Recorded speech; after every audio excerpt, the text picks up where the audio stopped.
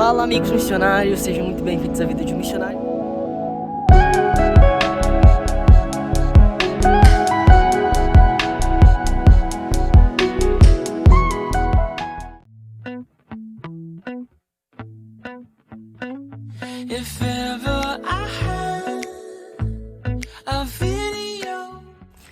Amigos missionários, viemos hoje então aqui no meio da natureza. A gente vai fazer um piquenique, mas eu quero conversar com vocês sobre o que são comunidades orais, tá ok?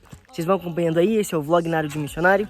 Eu sou o JV, fui missionário em mais de 5 continentes, influente em mais de 3, servindo na Tailândia, nos Estados Unidos, enfim, em outros lugares. Hoje eu trabalho numa agência missionária que envia missionários para regiões do mundo onde não existe presença cristã.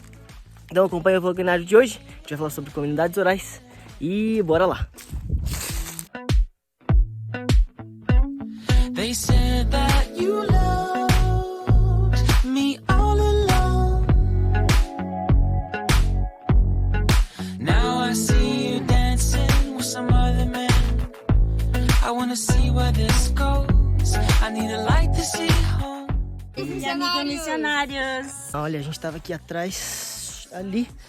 Viemos fazer um piqueniquezinho e tal. Foi bem gostoso. Vou deixar umas imagens aí pra vocês verem. Eu tô indo aqui. Tem umas pedras aqui onde eu tô. E daí ali tem uma vista bem bonita. Vou ficar ali pra gente conversar sobre essas comunidades orais e qual é a nossa importância como pessoas aqui civilizadas, que tem um processo, a gente tá entrando na internet e tudo mais. Mas qual a importância da gente pensar sobre essas comunidades orais, e o que é isso e por que a gente deve pensar sobre isso. Vamos lá, vou dando uma idinha ali, vamos ver se eu não vou cair.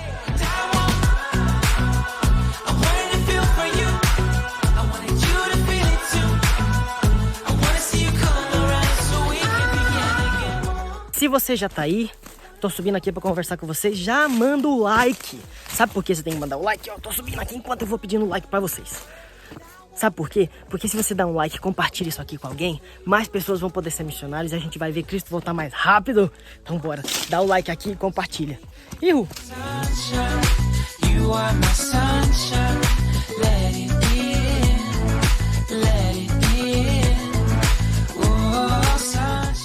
Então vamos lá. Viram aí eu quase caindo, né?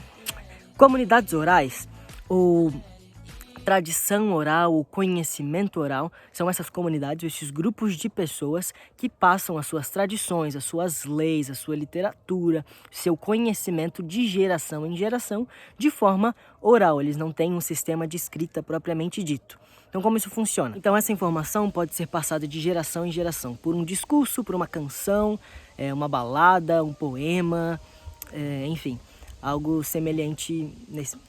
Enfim, algo que esteja dentro dessas diretrizes, né? Dentro da sociologia ou da disciplina acadêmica, a gente vai ter alguns filósofos, sociólogos que vão estudar essas comunidades, que é algo novo na nossa cultura acadêmica, né? Onde a gente tenta ter um objeto de estudo sobre todas essas coisas. Então a gente tem alguns sociólogos até importantes que estudaram suas comunidades orais e tem coisas legais escritas sobre elas. Por exemplo, Durkheim, que escreveu sobre comunidades orais, sobre a moral, dentro desse processo de como eles entendiam isso para a sociologia moderna, né? Um exemplo clássico que a gente tem isso, que está dentro da nossa cultura ocidental e dentro da cultura cristã também, é justamente a Bíblia. Então até Moisés, que escreveu o Pentateuco, né? Gênesis, Êxodo, Levítico, Números e Deuteronômio, e Jó também. Antes disso a gente não tinha necessariamente uma cultura, uma tradição de escrita. Então todo o conhecimento de Adão até Moisés foi passado oralmente. Então todas as leis, a lei da Torá, né? A futura Torá, as leis que Deus tinha passado para eles, eram passadas apenas de forma, olha só filho, você precisa estudar isso e aquilo, você precisa saber isso e aquilo, porque o nosso Deus mandou assim, né? E até em Deuteronômio tem uma frase, um versículo bíblico muito importante que diz que a gente precisa intencionalmente ensinar os nossos filhos, para quem tem filho, eu não tenho, sobre as verdades da Torá. Só que isso era passado justamente, então insira no coração, não na escrita, o mais importante é que esteja no coração. Enfim, um exemplo aí para vocês.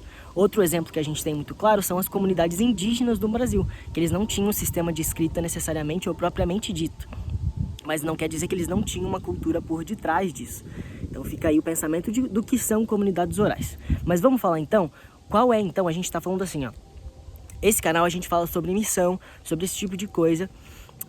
E a gente tem 7.408 povos. Anota o número aí. Anota o número e põe nos comentários. Meu Deus, 7.408 povos não alcançados. De onde é esse dado, JP? De onde você tirou isso? Isso é do Joshua Project, que estuda people groups ou povos no mundo, tá ok? Super respeitado o site, vocês podem dar uma olhadinha por lá depois. Joshua Project, já dei alguma recomendação sobre isso em algum outro vídeo aqui.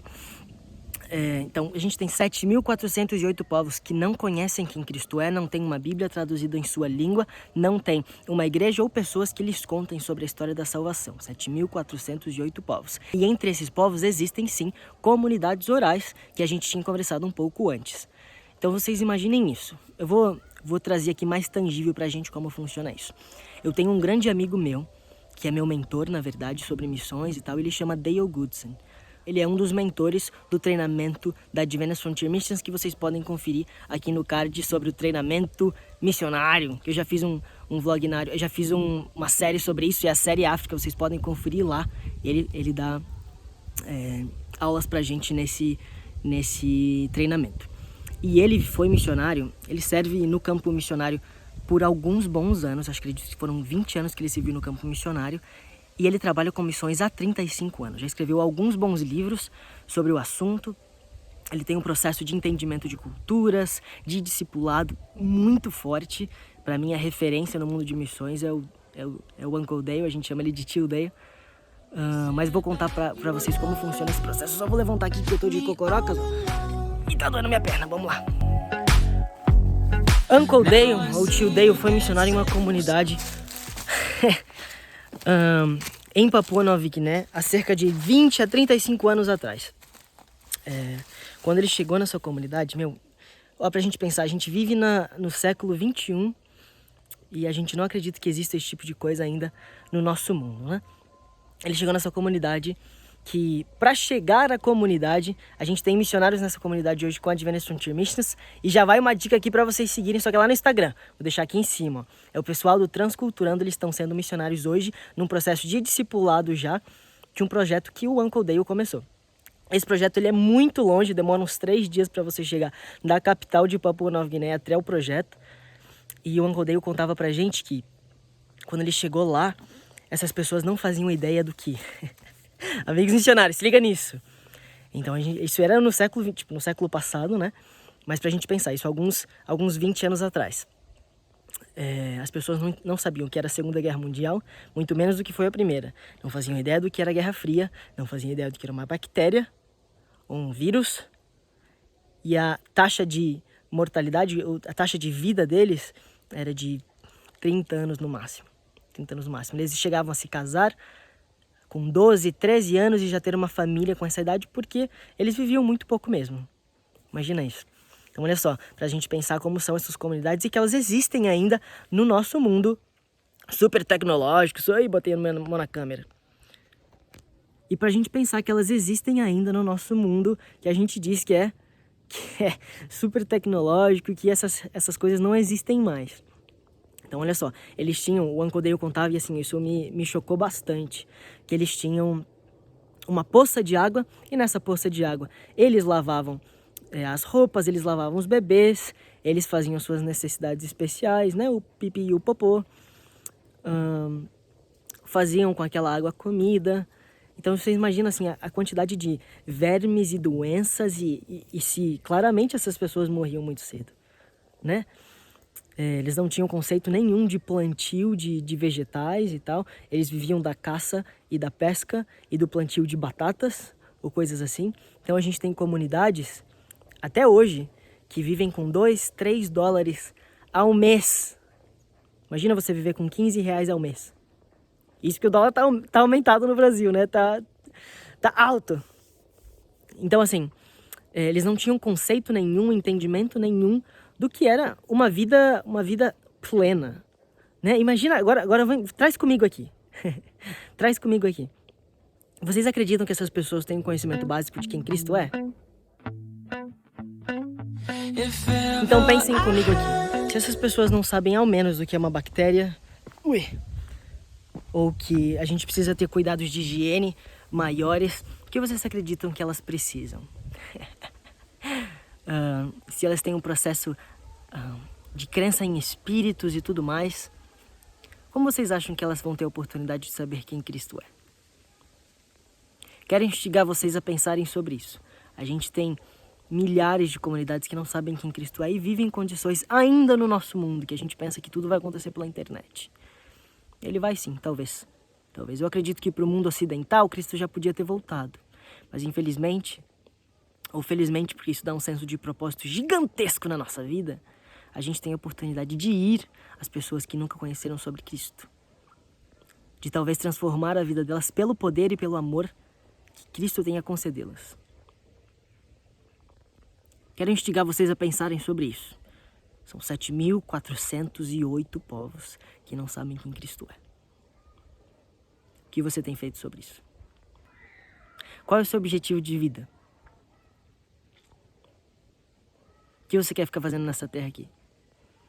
Se seu objetivo não for o céu e levar a maior quantidade de pessoas com você, amigos missionários, eu não vejo muito sentido na terra mais, não. Nada que tem aqui assim me motiva mais. Se não contar a essas pessoas sobre quem Cristo é. Comunidades orais, recomendo vocês darem uma olhada sobre isso, estudarem. Me perguntem, mandem nos comentários. JP, quero saber mais sobre isso, como eu posso auxiliar? Você pode ir, você pode enviar, você pode orar por eles. Me deixa saber. Vou voltar lá pro piquenique, pra não deixar minha família sozinha. E nos vemos do outro lado, amigos missionários.